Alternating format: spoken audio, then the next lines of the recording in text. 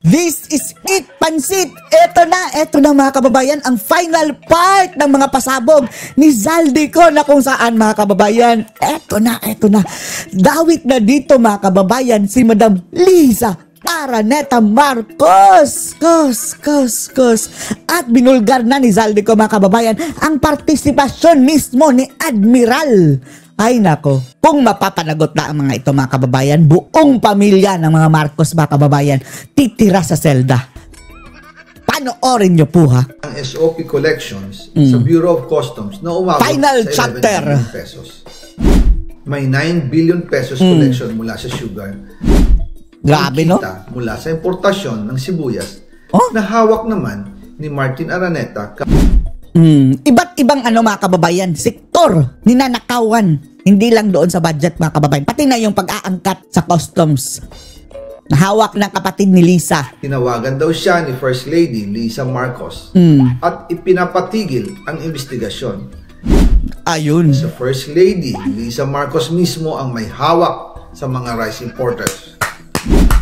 Kaya pala Lisa Smugs mga kababayan ang tawag ni Maharlika sa kanya. Dahil pala sa dami ng SOP at remittance na ipinapasa sa bawat transaksyon. Ayun! Ang pinakamakapangyarihang pamilya pa mismo ang sangkot sa ganitong sistema. Diyos ko Lord!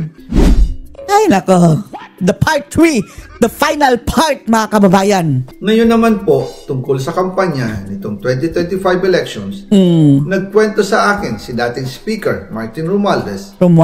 Kinausap daw siya ni PBBM sa Tacloban para tumulong sa gastusin ng mga kandidato mula national hanggang local candidates. Ang sagot ni Speaker, naibigay na niya ang SOP collections sa Bureau of Customs na umabot sa 11 billion pesos. 11 billion pesos. Pa dyan, sa customs, no? Grabe, ang daming source ng corruption nila mga kababayan. Income. May 9 billion pesos collection mula sa sugar. Sugar pa? Ayon mismo sa kanya, ay pinaghahatian lang ng 5 kumpanya para makontrol nila ang presyo ng asukal sa merkado.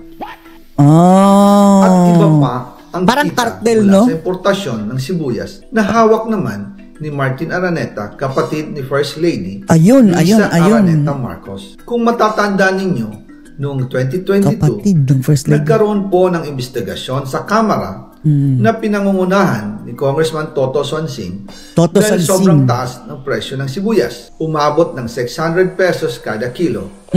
Gayong dapat ay nasa 80 pesos lang.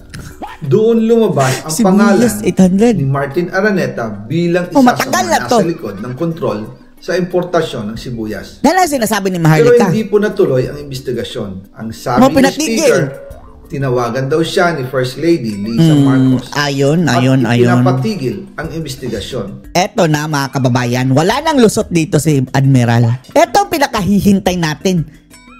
Ang madawit ang pangalan ni Admiral mga kababayan nang sa gayon mayroon na tayong rason para kasuhan niya ng kaso. Kaya walang natuloy at walang naparusahan ng kaso. Dahil pala kontrolado ng kapatid ng First Lady ang importasyon ng sibuyas. Grabe no? Ganito rin po ang nangyari sa bigas. Sa bigas din. Noong April 2023, nagsimula nang tumaas ang presyo ng bigas. Kaya iminungkahi ko kay Speaker Martin Romualdez na kung pwede ay mag-angkat tayo ng 13 million metric tons para sa buong taon. Ang layunin ko po ay mapababa ang presyo ng bigas sa 22 pesos kada kilo. 22? Pero hindi po ito inaprobahan ng Pangulo noong sila ay nasa Clark. 20 na lang. Dahil doon, sumipa ang presyo ng bigas na umabot ng 55 pesos kada kilo hanggang 2024. Noong 2024, kinausap ko ulit si Speaker Martin Romualdez na kung pwede makausap namin si Secretary Laurel Chu ng Department of Agriculture at Secretary si Laurel Chu, yung mataba ng Department of Finance para maibaba ang taripa ng bigas mula 35% to 15%. Sinabi ko kay Speaker Martin Romualdez na kung pababayaan natin ang patuloy ng pagtaas ng presyo ng bigas at umabot ito sa 60 pesos kada kilo, siguradong yan ang gusto nila mga kababayan dahil nag-hoard na sila ng marami gagalit na ang taong bayan. Posibleng mag-revolusyon na ang mga tao at tiyak na maapektuhan dito ang mga kandidato ng administrasyon Bagoong sa Pilipinas 2025 election. Isa sa mga patunay na hindi na masaya ang taong bayan ay ang pagbaba ng approval rating ng Pangulo talaga noong panahon na iyon dahil sobrang taas na ang presyo ng bigas. Kahit wala yung issue ng bigas, mga kababayan, talagang mababa na. Ngayon, mga kababayan, bangag na lang ang believe dyan kina Marcos, mga kababayan. Nangyari po ang meeting at halos inaabot kami hanggang alas 2 ng umaga, nakikiusap, nagpapaliwanag. Buti na lang, matapos ang matagal na negosasyon, pumayag din sila. At di nagtagal, inanunsyo na rin sa publiko na ibaba ang nangbuwis sa bigas.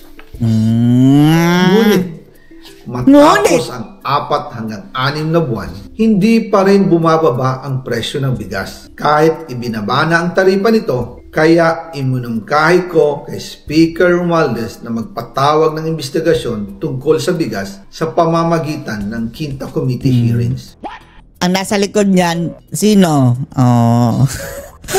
Yung pinagbibintangan niya, mga kababayan, ay yung kapatid ni Lisa. And then si Lisa din. Habang iniimbestiga nito ng Quinta Committee na pinamumunuan ni Congressman Joey Salceda, bigla na lang itong pinahinto ni Secretary Kiko Laurel Chu matapos niyang ipakita ang isang confidential report.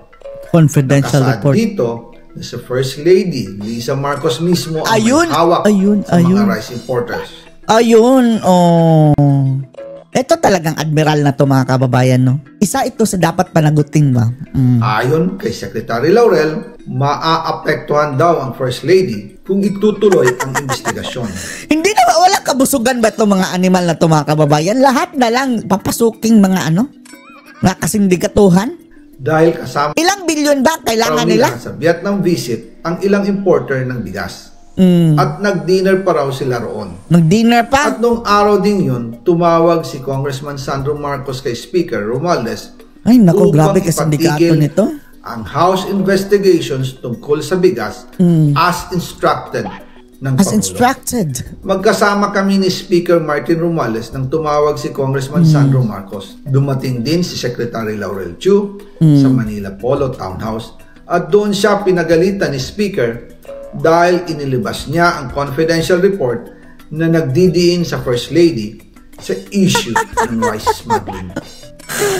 Humihingi ng paumanhin si Secretary Laurel Chu at sinabi niyang, pasensya na, masyado akong naive. Doon namin naintindihan kung bakit kahit ibinaba na ang import tax ng bigas mula 35% to 15%, ay hindi pa rin bumababa ang presyo sa merkado dahil pala sa dami ng SOP at remittance na ipinapasa sa bawat transaksyon. Dagdag pa po, maraming importers ng isda ang nagre-reklamo dahil kontrolado ito ng kaunting kumpanya lamang. Wala naman daw tax sa importation tuwing lean season, pero kahit ganoon, hindi pa rin sila nabibigyan ng permit to import. Ang makaunting kumpanya na ito lang. Uy, Zaldi ko. Sana hindi ito ang huli, ha? Diba? Sabi niya, final part ba, mga kababayan? Sana hindi ito ang huli. Gusto namin malaman, Zaldi ko, kung mayroon kang kaalaman dito sa pagbabatakan. Itong sabi ni Amy Marcos na Addictus Benedictus itong first family. Sige, Zaldi ko, please, kung mayroon kang alam dyan. Bibigyang permit to import. Dahil dito, kontrolado din ang presyo ng isda. Ito din ang dahilan kung bakit mataas ang presyo ng galunggong. Galunggong, sounds like gunggong. Hindi dapat naghihirap ang Pilipinas. Hindi dapat ganito kamahal ang mga pangunahing bilihin tulad ng bigas. At higit sa lahat, hindi dapat nagugutom ang mga Pilipino. Wala silang malasakit sa taong bayan, lalo na sa mga mahihirap. Inaabuso ang kapangyarihan, nagiging negosyo ang pera ng taong bayan. Masakit man tanggapin, pero ito ang katotohanan. Ang pinakamakapangyarihang pamilya pa mismo ang sangkot sa ganitong sistema. The first family. Mula sa Pangulo, First Lady, hanggang sa anak, sila mismo ang nagtatakda, kumukontrol, at nakikinabang sa mga transaksyon dapat sanay para sa... no wonder nagkandaletse-letse ang Pilipinas, mga kababayan. Nagre-reflect naman, nakikita naman natin ngayon Bagsak na lahat, mga kababayan. Pakanan ng sambayanan. Hawak at kontrolado nila halos lahat ng ahensya. Kaya nagagawa nilang itago ang katotohanan. Itago ang katotohanan. Sa mga susunod na araw, marami pa po akong isisiwala. Ay, good. Please, Zaldico, yung pagiging addictus benedictus, pasabog mo na rin. Maraming salamat sa inyong oras at patuloy na pag-unawa. Naway, ilahad mo na dito lahat. Nagising na kami. Sama natin hanapin. Ang hindi na lang nagising yung mga mga kababayan man in uniform. Justisya para sa bayan. At saka yung mga kababayan, etong dapat mag-impeach kay Marcos. Diyos mabalos po sa Indogabos. Diyos, ano daw yun? Samantala mga kababayan, eto, panoorin po natin itong diskusyon mga kababayan sa Senado nitong si Senator Marcoleta at si Amy Marcos. Tungkol naman dito mga kababayan sa mga nangyayari sa ating bayan at saka connection dito kay Zaldico. Panoorin niyo po panoorin niyo po. Mr. President, considering the magnitude of Mr. Zaldico's expose, he mentioned personages even in the higher echelon of government. The magnitude of corruption described in his expose, which came to the country in installments, is something I think it is mind-boggling. So if the passport of Zaldico is eventually cancelled, Mr. President, and he is brought to justice, what is the participation of the DFA in ensuring the safety of Zaldico right from the cancellation of his passport, considering that there will be trillion of reasons why people would like him silenced, if I may say so? Yes, it is clear to the Secretary that the safe passage and entry of Mr. Ko is beyond their jurisdiction. All they can do is act on the receipt of a court order, verify and evaluate said court order, issue the cancellation, notify the passport holder, and thereafter update all official databases that Mr. Ko is no longer a holder of a valid Philippine passport. As to his safety upon arrival in the Philippines, assuming that he does come back home, I think other authorities, such as perhaps the police as well as the DOJ, would have to take over po. So that makes the obligation and the duty of the DFA very, very easy. Just to cancel the passport, just like that, and leave it to the police authorities to take care of Zaldico. That is their understanding, that upon the issuance of a cancellation directive and the passport being cancelled within all DFA systems, they must notify the individual officially, and the holder may then appeal if the cancellation is administrative and not criminal, which is what it appears to be in this case. They may appeal to the DFA secretary. That seems to be the full extent of the DFA's function. Let's say the passport of Zaldico is cancelled today, and from today until he is transported or deported to the country, nobody will assist him wherever he is now. So the short span, I think, is very important. Upon the cancellation of passport, what will what are the precautionary measures, or what are the things that the DFA might do in order to protect him while he is being transported to the country? Because even on that particular point in time, his life will be already in danger.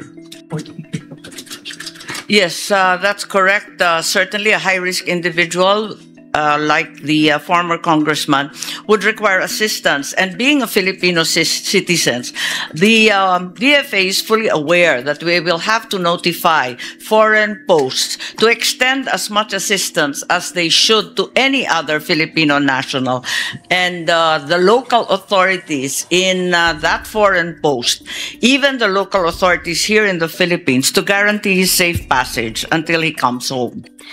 By declaring the safe passage of a person like Zaldico is one, but doing something in order that that declaration or that statement will find reality is another. Halimbawa po, the former president of the Philippines was arrested, temporarily confined in a military Ano na yun? Villamor Air Base? And he was eventually turned over to the Netherlands halfway around the planet. If the DFA is concerned about the citizens' right, paano nangyari yun? But that is a question later. I am only trying to cite this one kasi sinasabi natin you can make all the precautionary measures, all the protective measures you can think in the world. Pero ganun lang. So, pwede bang malaman namin ng may konting detalye ba tayo na mapangahawakan like ano po ang ginagawa nyo usually sa ganitong sitwasyon? Ito lang siguro ang sitwasyon na very, very noble. Why? Saldico is not now an ordinary fugitive. He happened to be the key to the unlocking of all these anomalies, the bigger anomalies associated with our flood control projects. This is, I think, the biggest anomaly in the history of our country. So hindi lang po ganun nasasabihin natin, inalis po natin yung, na-cancel na po yung passport ba? Pero ano po talaga ang gagawin? Bigyan nyo nga kami ng halimbawa kung ano yung mga precautionary measures just to make him, halimbawa, hindi lang yung ordinary diligence or ordinary protections you have in mind because we need to hear him. Marami siyang sinabi. And I think the Filipino people are waiting na ma-process natin lahat yung kanyang sinabi. Especially the personalities behind his expose. Alam natin, napakaraming taong interesado sa kanya. Yung mga taong binanggit niya. At hindi po pangkaraniwang tao yung mga yun. So, hindi lamang po administrative na parang ganun lang kasimple. So, we can now cancel the passport of Saldico, if you understand, Mr. President. That's right. Upon cancellation, as mentioned earlier, the DFA is duty-bound to inform the holder of that passport that he no longer carries a valid document. And thereafter, as they would for any other Filipino citizen, they must, to the extent of their office, be able to guarantee safe passage. Tulad nga ng sinabi ninyo, kakaibang testigo at passport holder si Saldico at kinakailangan yung safe passage nga niya magarantiya. So unang-una, yung mga foreign posts sa kanyang pinanggalingan, kung Portugal man yan o Japan o kung saan man siya, sasabihan natin yung mga Philippine Embassy at konsulado doon. Ganon din yung konsulado doon, kinakailangan timbrehan din yung kapulisan at yung iba pang law enforcement agencies doon sa foreign country na yon. Pagkatapos noon, yung DFA aabisuhan rin sa paglapag dito sa Pilipinas. Yun ang tanging magagawa po nila.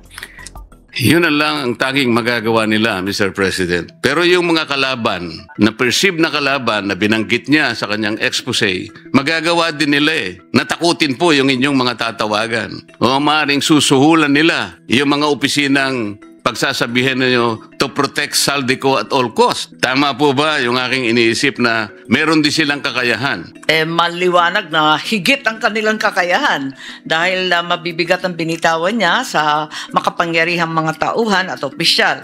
Siguro ang maaari ring gawin ng DFA ay humingi sa mga foreign governments ng armed escorts or karagdagan na security dahil sila naman ang nandun at may kakayahan. Baka maaari rin siguro, maliban pa sa mga foreign postings natin, yung Philippine Embassy, yung konsulado, humingi na rin ng tulong dun sa mga law enforcement sa ibang dako. Kaya po ba nilang gawin yun, Mr. President? Kaya naman nilang gawin yun. Parati naman sila nakikisuyok kapag may gulo, kapag may aberya, kung may problema. At eto nga, yung issue ng fugitive, hindi ito magiging kauna-unahang pagkakataon na nasabihan yung foreign countries po. Salamat po sa inyong optimism, Mr. President. Sana po ay mangyari yun. At si Saldico ay malaya at walang kagalos-galos na makauwi sa ating bansa upang sa ganun ay maproseso ang lahat ng kanyang sasabihin at ang taong bayan po ay masatisfy sa lahat ng mga kaugnay na steps na gagawin upang sa ganun ay makamit po natin ang katarungan. Maging accountable po ang lahat ng mga taong binabanggit doon sa kanyang expose. Kung yan po ay panaginip, para sa akin, sana po'y magkatotoo. At alam ko po, ang ating sponsor ay ganun din ang kanyang iniisip. Kung maaalala po ninyo, dun kay Congressman Arnie Teves, na gawan naman ng paraan ng ating DFA na maiuwi yung si Congressman dito sa Pilipinas. At hanggang ngayon, nananatili pa siya dito sa atin. Opo, pero si former Congressman Arnie Teves po ay hindi naman po nag-expose ng ganung napakalaki pong mga pangyayari na nakapagdulot po ng kalungkutan sa ating mga mamamayan. Totoo po yan at alam niyo na sang-ayon po ako sa sinasabi ninyo. Magbigay po tayo ng mas akmang halimbawa, Mr. President. Section 17 po ng ating Republic Act 9851. Ito po yung Philippine Act on Crimes Against International Humanitarian Law, Genocide, blah, blah, blah. Sa Section 17 po, Mr. President, sinasabi, the state, ang Pilipinas po, shall exercise jurisdiction over persons, whether military or civilian, suspected or accused of a crime defined and penalized in this act, regardless of where the crime is committed, provided any one of the following conditions is met. Una, the accused is a Filipino citizen. The accused, regardless of citizenship or residence, is present in the Philippines, or the accused has committed the said crime against a Filipino citizen. Ito po yung bone of contention. In the interest of justice, the relevant Philippine authorities may dispense with investigation or prosecution of a crime punishable under this act if another court or international tribunal is already conducting the investigation or undertaking the prosecution of such crime. Instead, the authorities may surrender or extradite suspected or accused persons in the Philippines to the appropriate international court, if any, or to another state pursuant to the applicable extradition laws and treaties. Mr. President, anong bahagi po nung binasa ko ang nag-apply kay former President Rodrigo Duterte? Sa pakiwari ko po, wala. Ngunit, ang pagkasabi nung dating DOJ Secretary Remulla na ito ang nagbibigay daan para sa pag-aresto, sa kidnap at sa extraordinary rendition ni President PRRD without any warrant of arrest or any order issued by a Philippine court. So, in my opinion po, and clearly from the transcript of the investigation conducted by this body, then Secretary Remulla appeared to be of the stance that an administrative arrest can be done under the word surrender. This is a case of first impression. There is nothing in our laws that convinces me that this is the case, and because of that, I filed a case against him for usurpation of judicial functions, arbitrary detention, grave threats, grave misconduct, conduct prejudicial to the best interest of the service at the Ombudsman, who almost instantly dismissed it. It's now pending in the Supreme Court with certiorari and other cases. What is the participation, if any, Mr. President, of the Department of Foreign Affairs in the entire exercise? Because the discussion has been whether this is extradition or surrender, the primordial question would be whether there exists a bilateral extradition treaty between the foreign state and the Philippines, such that it allows a request for extradition. So what was the position taken by the DFA? Did the DFA lift its finger in the entire process, like advising an agency or a person or any office from undertaking the whole exercise, considering our jurisdiction?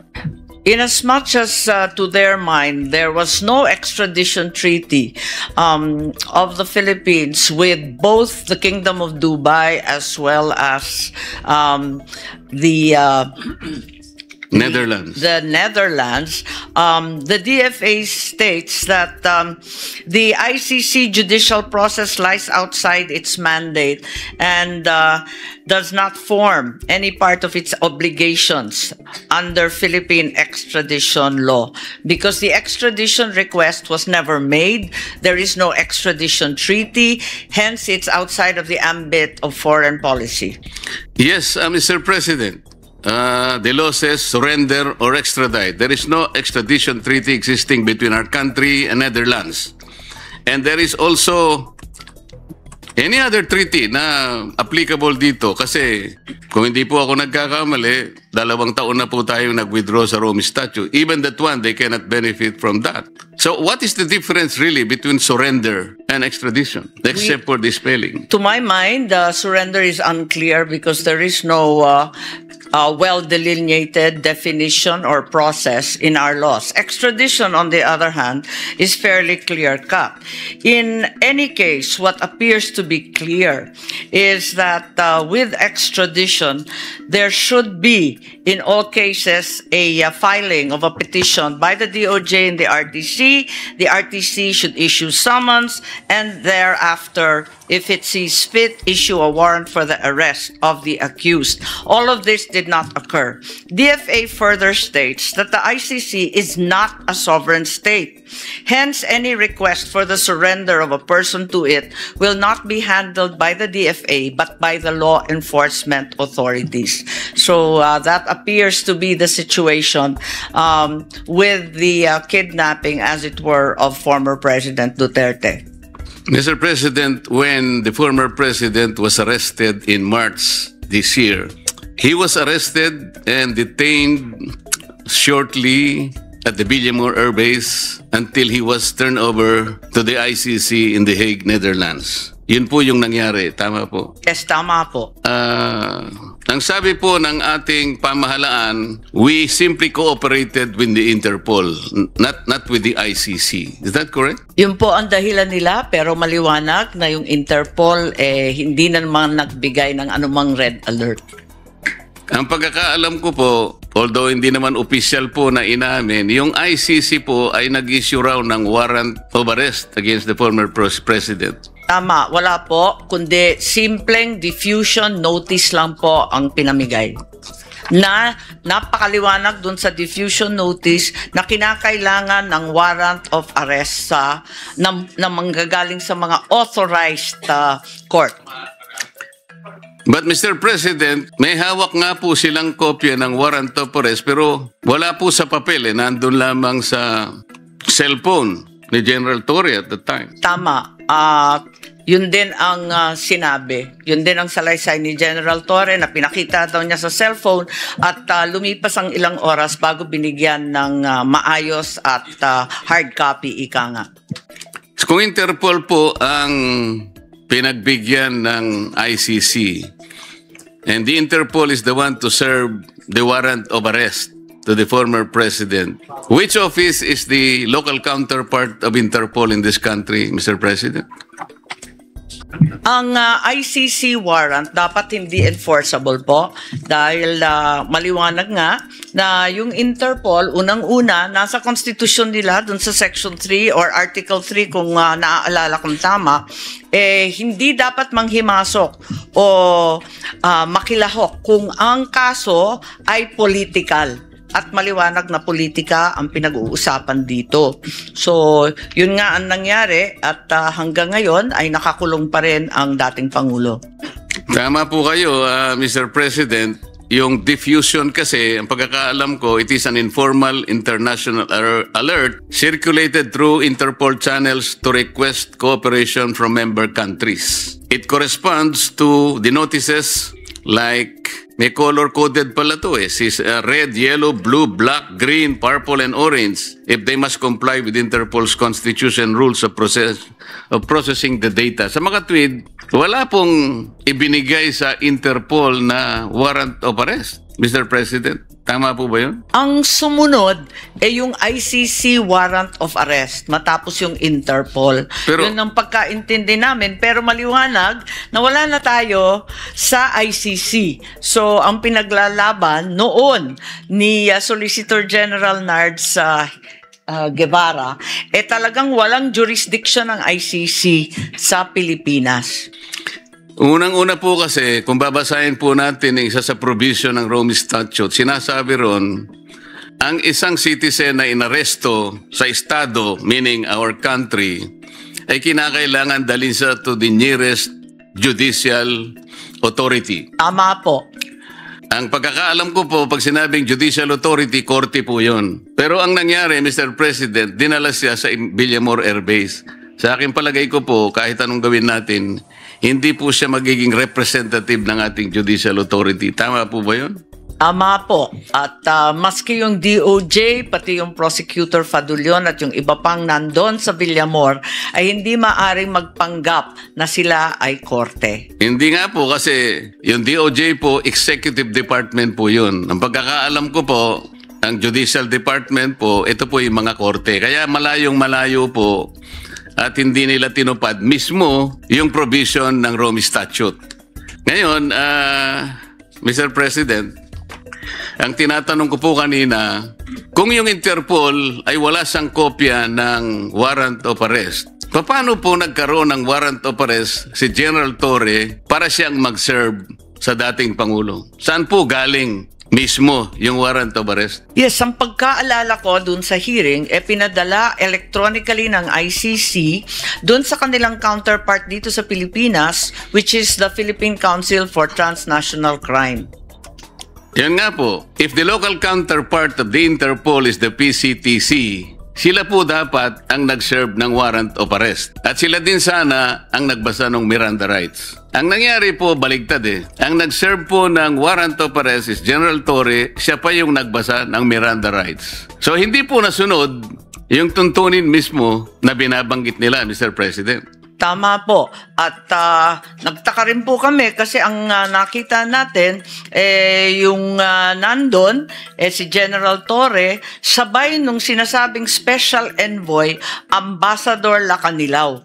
At siya bigla ang may hawak ng ICC warrant at siya rin ang sumama kay dating Presidente Duterte hanggang sa The Hague.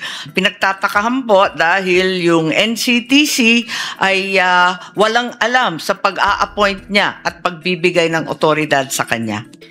So sa mga tweet po, maski na sa ating local jurisdiction, Mr. President, yung pong mga sabina o mga court order, lahat po ng order ng korte, ang sheriff po ang nagdadala. Nagpapatulong lang siya sa pulis kung kinakailangan, pero hindi po pwedeng mawala yung sheriff. Dito po sa pangyayaring ito, yung sheriff, dapat yung executive order ay executive director ng PCTC ang nag-serve ng warrant at siyang dapat na nagbasa ng Miranda warnings. Tama po? Tama po. Lahat linabag po mula sa konstitusyon hanggang sa international law hanggang sa sariling batas ng ating bansa. Wala po bang sinabi o ginawa ang DFA, Mr. President? Alam po nila na ito'y tahasan na paglabag sa karapatan ng isang mamamayan. Huwag na nating sabihin siya ay dating Pangulo. Kahit na po hindi dating Pangulo, lahat po ng mamamayang Pilipino ay saklaw ng karapatan na nasasaad sa ating saligang batas. Lalong-lalo na po yung sinasabi nating no person shall be deprived of life, liberty, and property without due process of law. Dito po, talagang walang due process eh. Nagsalita po ba o gumawa man lang ng aksyon ang DFA sa anumang kaparaanan para ito'y maipaalam natin doon sa grupo ng mga tao o opisina na gumawa ng bagay na ito laban sa dating Pangulong Rodrigo Duterte? Ang tanging nagawa lamang ng DFA, pagkat sila na rin ang huling nakaalam ng mga pangyayari, yung mga welfare check nung dumating na sa detention center ng The Hague ang dating Pangulo. Dahil ang tumayong kinatawan ng DFA pati ng NCTC ay si Ambassador Lacanilaw. Yung welfare check, ginawa ng DFA tulad ng ginagawa nila para sa iba't ibang kababayan kababayan natin sa ibang bansa para sa physical, mental health, legal status, communication sa pamilya, humanitarian aid, access to counsel, at iba't iba pa. May base ito sa iba't ibang batas, pati international law at mga tratado natin. Subalit, ang alam ko, tinutulan po ito ng Duterte family, pati ng kanyang abogado, si Attorney Kaufman po.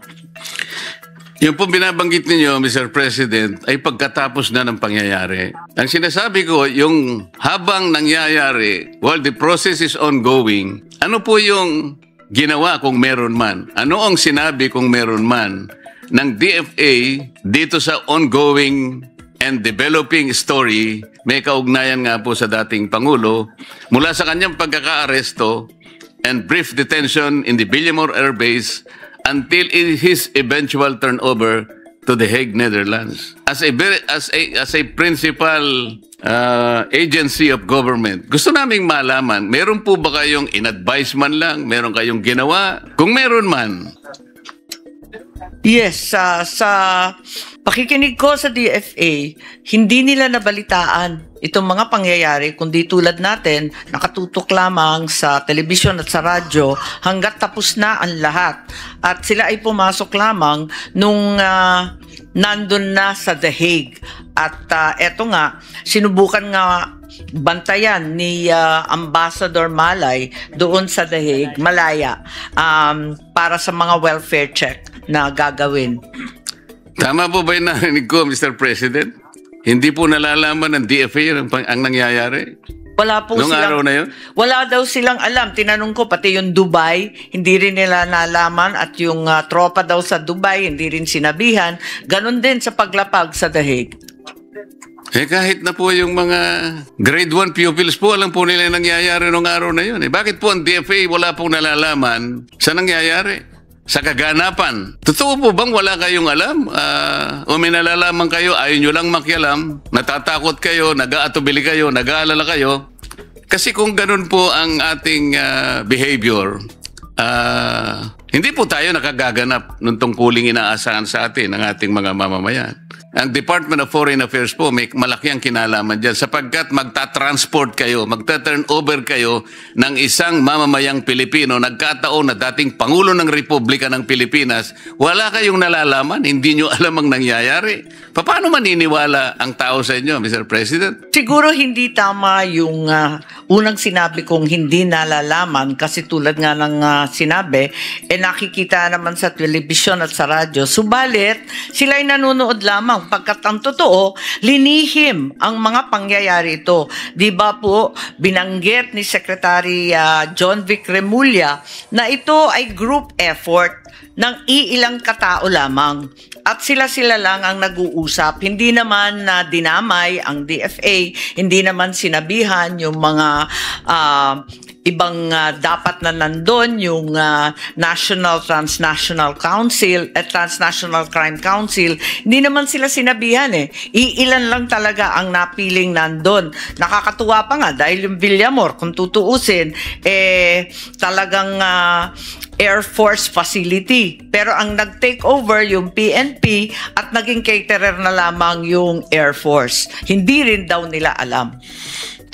Sana ay magkaroon kayo ng magic, Mr. President. Mapaniwala ninyo ko doon sa ganong kababaw na pangangatwiran na talagang hindi nila alam.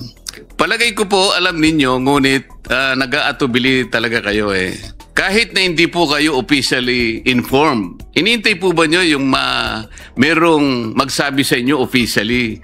Kailangang makialam kayo rito. Ano bang posisyon nyo rito? Pagtulungan natin ito para sa ganon ay maayos nating maproseso lahat ito nang walang masasabi ang mamamayan. Wala ba kayong ganong katungkulan na makialam kayo?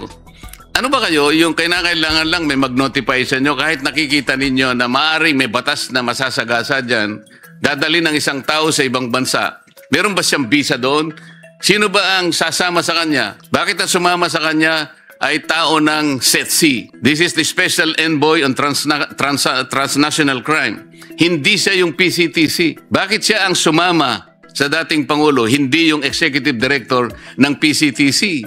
Hindi nyo ba alam yon? Opo. Alam din naman, nabalitaan na rin siguro ng DFA, subalit tumatalima sila dito sa kanilang mandato na tutulong lamang sila sa executive. Yung kasi ang nakasulat sa batas, sa Commonwealth Act 732, RA 708, 7157, na siyang nagbibigay buhay sa DFA. Advise and assist the President in planning, organizing, directing, integrating, evaluating foreign relations. Yun lang po. Sa pakiwari nila at sa pagkaalam nila, hindi sila sinabihan o pinasama dito sa group effort na sinasabi ni Secretary Remulla. Masyado namang napaka-parochial po nung tinuntun po ninyong argumento, Mr. President. Mas mataas pa po ba sa Constitution po yung sinasabi ninyong pinanggagalingan yung legal basis?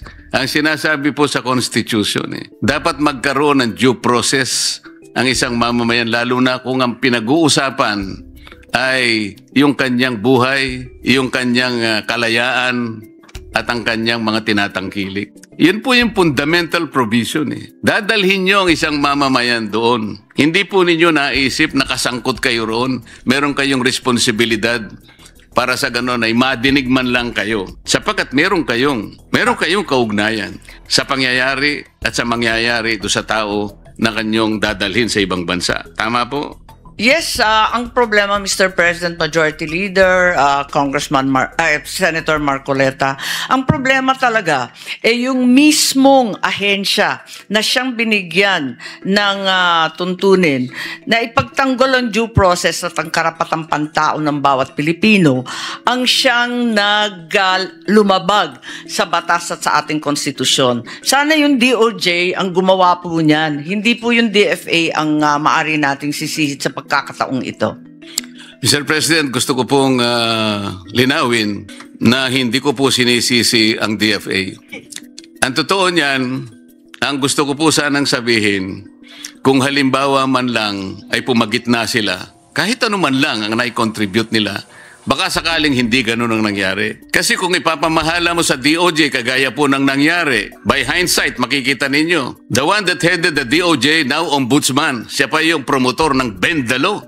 Kaya hindi na po ako nagtataka ganun ang nangyari. Kaya ganito po yung aking sinasabi ngayon. Baka naman, dahil sa inyong pamamagitan, may maisip naman ng mga taga-DOJ, taga-DILG at kung sino pa ang ahensyang sumama dyan. Oo nga naman, may katwiran ng DFA. Anong malay nyo? Baka yung isang bagay na sasabihin nyo, baka yun ang nakapagpabago ng mga pangyayari. Di ba, Mr. President? Madam Sponsor, bakit mas gumanda ka ngayon? O talaga? Senator Marcoleta, walang magawa. Maraming salamat po. At yun din ang sabi ng DFA, pag-aaralan po nila ang aabot kaya ng kanilang mandato at itutuloy-tuloy po ang welfare check kung hahayaan ng pamilya at abogado. O sige, nabanggit nyo rin lang yung welfare check na yan. Sino-sino ba yung nag-initiate ng welfare check at bakit naman bigla nyong naisip? Yun ba ay dahil nga sa pagsisisi ninyo hindi kayo nakapagsalita nung una at ngayon ay bumabawi kayo?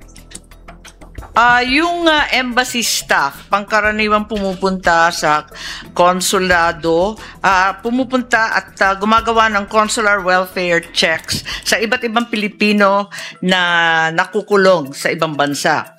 Yun nga, yung physical and mental health, tapos kung minsan, kung maaari, nagdadala sila ng psychiatrist, psychologist, doktor o nurse para makita, at abogado kung sakali wala silang abogado. Ang nakakapagtaka po ron, Mr. President, nung gumawa ng welfare check, kung talagang nangyari nga ang welfare check, yun po yung panahon na napabalita na sinisikap ng mga partido dun sa ICC kung ano yung kalagayang pangkalusugan ng dating Pangulo. May nagsasabi kasi na meron na siyang cognitive impairment, kung ano man yon.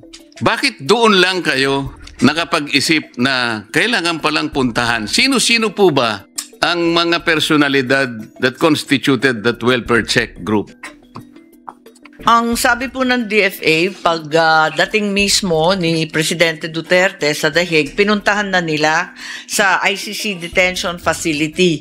So pumunta sila 24 July, tapos bumalik ulit nung 9 September para siguraduhin na okay siya. Pero yun nga, ang balita, kinakailangan muna sabihan ng pamilya kasi akala nila talagang sinusugod sila pati yung abogado kinabahan. Kung July po yun, malayo po yun. Kasi Marso pong dinala ang dating Pangulo sa The Hague. Kung pumunta kayo July, matagal-tagal na po yun. Kaya sinasabi ko po, parang naugnay dun sa pangyayari na sisiyasatin ang Pangulo dahil nga hindi siya fit for trial dahil nga sa napabalitang problema sa kanyang kalusugan. Doon naman napabalita na nagkaroon ng welfare check. Para ang nangyari po ngayon, kaya nyo chinecheck para malaman kung fit siya na mag-undergo ng trial. Yun po yung naging konklusyon ng representasyon ito. Sapagkat sana pagkarating o kaya regularly ginagawa yon, hindi kayo mapag-aalinlanganan na ginawa nyo lamang yon sapagkat gusto nyo talagang ma-check kung fit or hindi. Baka merong nag-utos o may nag-suggest na sige nga, tingnan natin kung hindi siya fit for trial. So parang merong bad faith ang pangyayari, Mr. Wala President. naman pong bad faith. Maaring hindi maliwanag ang aking salaysay. Paglapag na paglapag, ang ating embahada ay pumunta kagad sa dating Pangulong Duterte upang magbigay ng toiletries, clothing, winter gear. Malamig pa kasi nung Marso. So, pumunta sila kaagad-agad, binigyan ng winter gear po. Tapos, sinabihan na nga yung ICC at yung Dutch authorities na i-examine siya kaagad-agad kasi marami na ngang sakit ang dating Pangulo at gusto nila magbigay din at tumulong para sa humanitarian visa para sa mga opisyal, individual, pamilya na lilipad sa The Hague. So dumating sila doon, Marso kaagad-agad. May regular check-up, yung tinutukoy na July visit at saka yung September visit, follow-up na po yun. Sino-sino po ang mga katauhan na nag-constitute ng welfare check? Sino-sino sila? Ang pumunta po, yung First Secretary Osias, tapos yung Vice Consul pumunta at sila na rin ang bumisita sa pagkatapos. Walang doktor po? Paano po naging welfare check yun? Wala palang doktor. Yung welfare check ng DFA ay para lamang sa mga basic needs, toiletries, winter gear, palibasa malamig pa nun, ganun lamang. Samantalang yung ICC detention facility, meron naman silang medical access at pinupuntahan ng doktor at linabas pa nga nung una si Presidente Duterte at in-examine sa ospital at binigyan na rin ng mga gamot. Pwede po bang malaman kung nakausap ang dating Pangulo ng mga taong pumunta roon at tingnan nga yung kanyang welfare? Nakausap po ba siya? At kung nakausap siya, ano naman po yung sinabi niya? Actually, kinakausap si Pangulong Duterte. Ang pagkadinig ko at ang pagkakwento ng DFA, tinatanong siya kung sapat ang kanyang pagkain, kung giniginaw siya, kung kakayanin niya yung pagkulong doon. At ang problema, kahit hindi niya makain yung pagkain sa loob, hindi naman sila yung embassy at yung konsulado hinayaan magdala ng Filipino food. Yun ang problema dahil pinagbawal po yun. Kaya ang mga pamilya nagrereklamo na napakapayat na ng dating Pangulo. While you're there at that topic, can you ask the DFA if they have news about the breaking news now that former Secretary Harry Roque has been arrested in the Netherlands? It's in the news. Check it out if it's fake news or whatever. While it's in the breaking news, Mr. President, the DFA is still in the process of verifying as they've had no information from the Netherlands. We will revert as soon as it is confirmed po. May I continue, Mr. President? Yes, please continue, Your Honor. So, yung welfare check group, nakita nila na yung pagkain ay hindi yun ang gustong kainin ng former president. Pwede po yun kasi alam naman natin, mga Pilipino tayo, meron tayo talagang local food talaga na hanggat maaari ay kahit hindi palagi, kahit paminsan-minsan lang yun ang nakakain natin. Hindi po ba nyo na ipakiusap sa kung sino man ang dapat kausapin do sa kanyang kinapipiitan na payagan nyo naman kumain ng ganito? Siguro kung hindi nyo kayang lutuin kasi paksiw ang gusto niya, hindi nyo naman alam kung ano yung paksiw, pwede bang payagan nyo yung isa na magdadala niyan? Ba't hindi nyo po sinabi yun? Paano po naging welfare kung hindi nyo man lang naipakiusap? Pagkain po ito eh. Ito po ay magsusustain sa kalusugan ng Pangulo eh. Kapag ka po yung pagkain, katulad ko po eh, ayoko po ng mga pasta-pasta eh. Ewan ko po siguro pansit okay sa, pero yung pasta hindi ko kinakain. Ito po dapat ang ginawa ninyo eh, ipinakiusap ninyo eh. Kasi kung hindi niya makakain yun, ay talagang papayat yung tao. Tama po, Mr. President? Yes, Mr. President. Yan na nga ang rinereklamo pati ng pamilya kasi pinagbabawalan ng matindi nung detention facility. Yung pagpasok ng anumang pagkain mula sa pamilya, sa mga OFW na sangkatutak na kalderon dinadala doon kung tutuusin at mismo yung mga embassy. Ang totoo, isang buwan bago makapag-schedule ng welfare visit, pati ang pamilya. At kapag na-late, talagang yung isang oras mo ay babawasan ng oras na na-late ka. Mismo tayo po, Senator Marcoleta, pinagpilitan natin, mabisita ang dating Pangulo, hindi tayo pinapapasok. Talagang napakahigpit po nila. Mabuti na sabi mo yan, Madam Sponsor. Ayoko na sanang banggitin yan. Totoo po yan eh. Ako po nakiusap sa ICC. Meron po silang formularyo. Ito po, naririnig ng DFA. Online po yun eh. Pagkatapos niyong ma-fill up ang request ninyo, you will be given 15 days within which to wait kung na-approve po ang inyong application or not. So pinagtiyagaan ko po yun, Mr. President. Optimistic as I am, kasi po yung nakakuha ko pong airfare ay kailangan umalis ako on the 14th. Iniisip ko naman na tama-tama lang. At ako po, optimistic ako na pagbibigyan ako dahil sinabi ko lang naman po ron, kahit na ilang minuto lamang po, gusto ko lang makausap yung dating Pangulo because I wanted to personally thank him doon sa ginawa niya pong pagsuporta sa akin. Siguro naman po, hindi niyo ako masisisi na maging optimistic sapagkat kahit sino sigurong klase ng tao sa balat ng lupa, tatanggapin niya yung argumento na gusto mo lang magpasalamat ng personal. Sinabi ko naman po doon eh, I campaigned for the Senate at ito naman po ako ay hindi biro-birong endeavor. Napakalaki po ng kanyang nagawa sa aking palagay kung bakit narito po ako ngayon sa Senado. Ito po yung masakit, Mr. President. Dahil wala po akong contact doon sa ating ambassador sa The Hague, sa Netherlands, nagpatulong po ako doon sa ating kaibigan na ambassador din, hindi ko na po babanggitin ang pangalan. Tinext ko po siya, affirmative naman po kanya, o sige, paaabot ko ang iyong gustong ipaabot sa ating ambassador sa Netherlands. Sabi ko, paalis na ako. Hanggang sa ako po nakarating doon, nag-text po uli ako, nandito na ako. Sana matulungan man lang ako kasi hanggang ngayon hindi ko po nare-receive po yung advice ng ICC kung makikita ko ang dating presidente o hindi.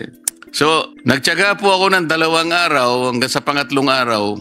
Ang sinabi lamang po nung kaibigan kong ambassador, talagang mahigpit pala.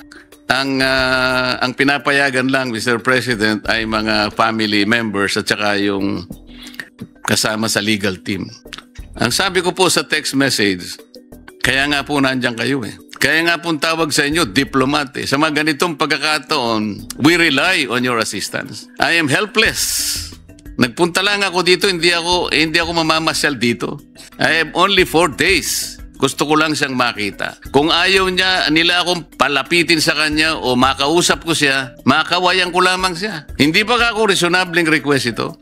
Alam po ninyo, Mr. President, hindi man lang ako. Parang wala tayong ambassador sa Netherlands. Ganun po ba ang kalagayan ng isang Pilipino?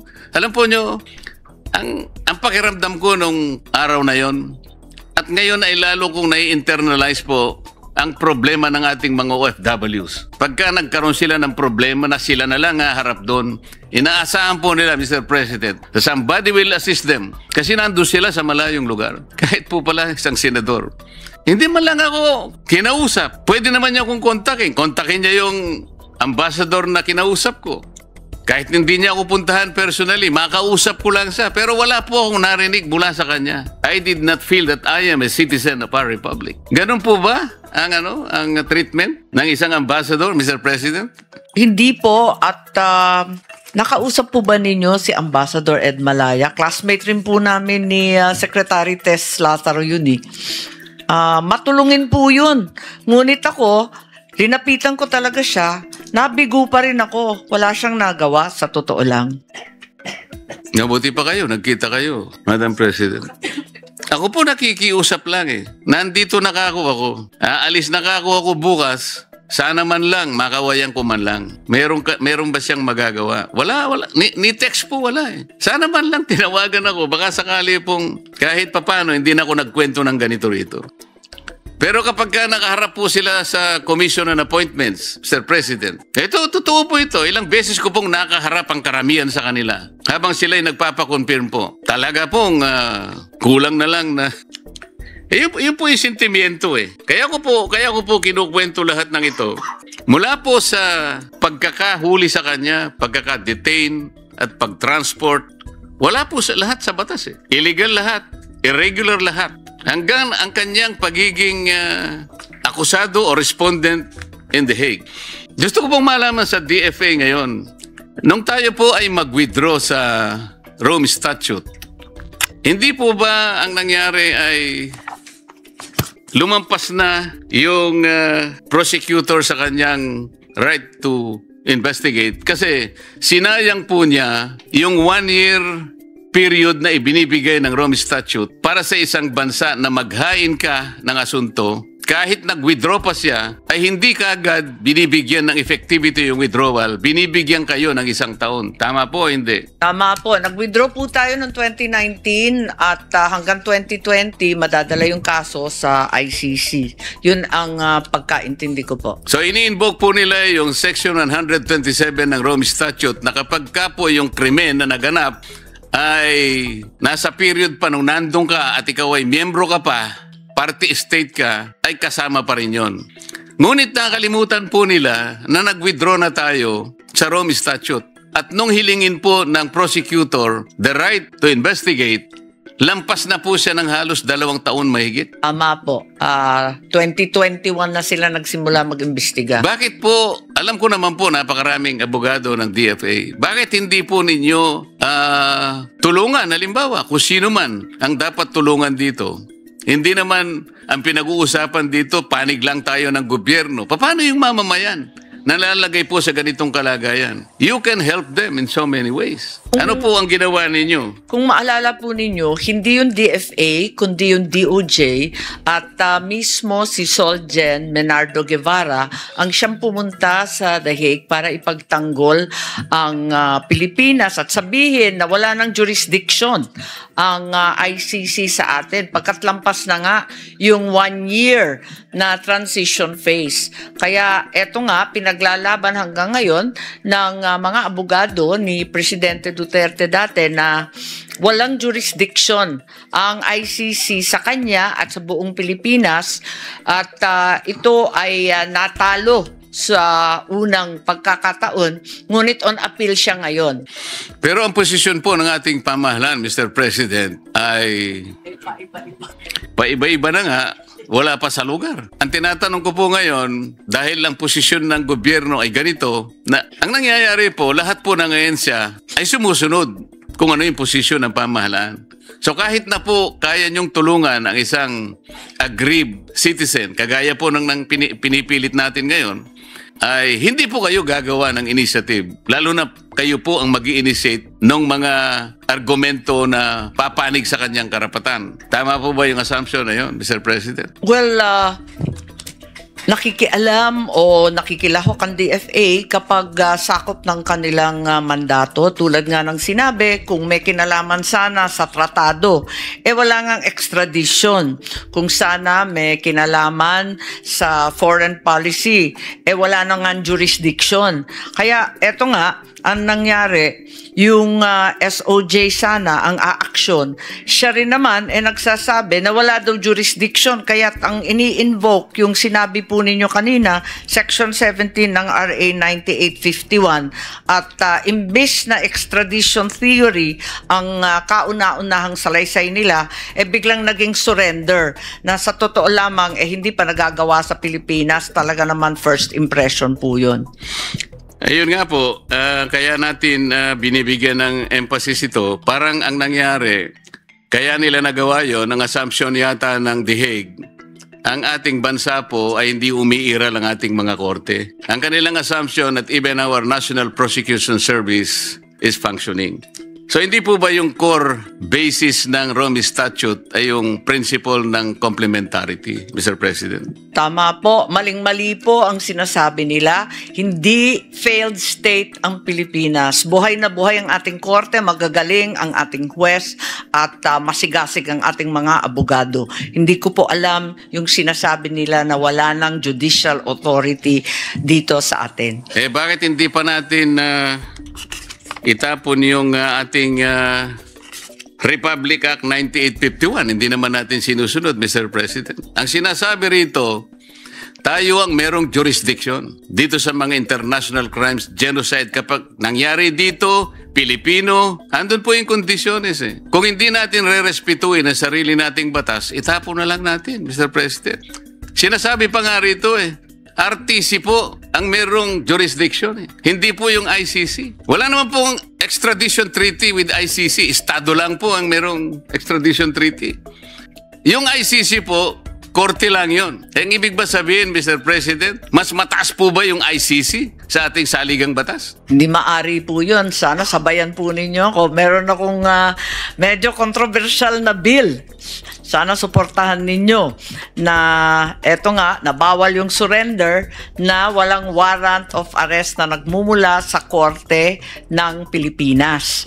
At na-file ko na yun, at ang kanyang nickname, ika nga, yung Rodrigo Duterte Bill, pagkat maliwanag na linabag ang saligang batas at pati lahat ng international at local laws po. Opo, tama po yun. Pero kailangang ulit-ulitin po natin, the authorities may surrender or extradite. May. Hindi pa po mandatory yun Pag ginamit mo yung may, hindi po obligatory yun That is something directory. Optional. Pero dito hindi na nga mandatory, wala pang basis. Walang extradition treaty, nag-graduate na tayo sa Rome Statute. Saan po nila kinuha ang legal basis? Para isurrender po nila yung dating Pangulo. Ano pong basis, Mr. President? Wala pong basis, at maaring ang ating presiding officer ngayon ay makatulong sa atin. Pagkat nung inungkat ko yung transcript at yung pangyayari doon sa pagpasa nitong bill na to, itong extradition law ng Pilipinas, natuklasan ko na yung surrender ay tumutukoy lamang sa dayuhan. Isusurrender ang dayuhan. Subalit yung paliwanag ay natanggal matapos yung debate sa floor. Hindi ko alam kung sinadya yun o talagang nakaligtaan lamang.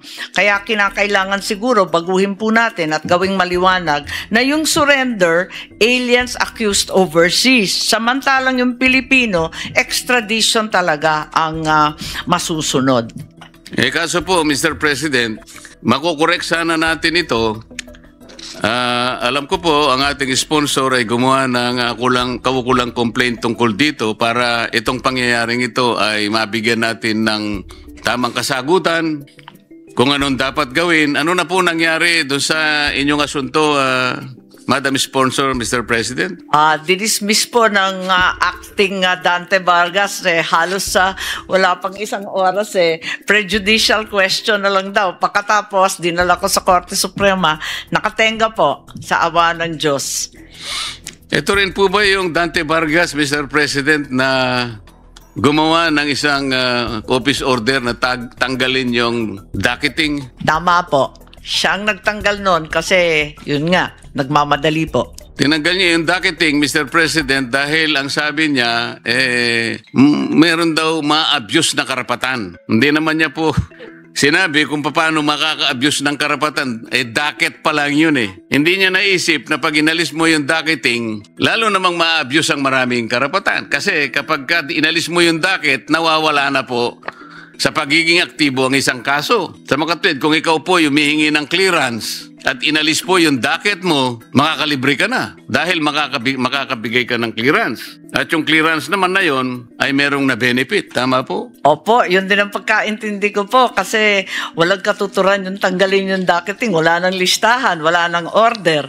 Subalit mukhang nagmamadali sila para makapag-issue siya ng clearance kaagad-agad at ma-appoint yung mga hindi naman karapat-dapat tumanggap ng clearance. So, magkadikit-dikit po lahat ito ngayon na habang pinag-uusapan po natin ng DFA, ang mundong ginagalawan ng DFA, Mr. President, hindi natin masasabing sila ay nag-iisa doon. Napakarami pong mga active actors na may gusto man kayong gawin na mabuti, ay nasasansala kayo, napipigil kayo sapagkat napakarami pong bida sa bureaucracy na kahit na tama na po ang gagawin, ay pinipilit pang baluktutin. At ang pamamaluktot po ngayon ay nakita natin mismo, hindi pa tayo nakakalayo, Mr. President, yung baluktutan po ng ating mga batas. Yung sana po ito ay hindi maging dahilan para sa maraming pagtutuwid naman na dapat nating gawin kahit na po limitado sa panig po ng Department of Foreign Affairs, Mr. President. Ako po ay nagpapasalamat sa inyong panahon, lalong-lalo na sa sponsor, Mr. President, sa kanyang pasensya at lalo na sa DFA sa pagbibigay po ng panahon sa pagmumulat natin sa maraming bagay na dapat nating ayusin kahit na sa ating panig lamang. Salamat po, Mr. President. Thank you very much, Senator Marcoleta. Maraming salamat, Senator Marcoleta.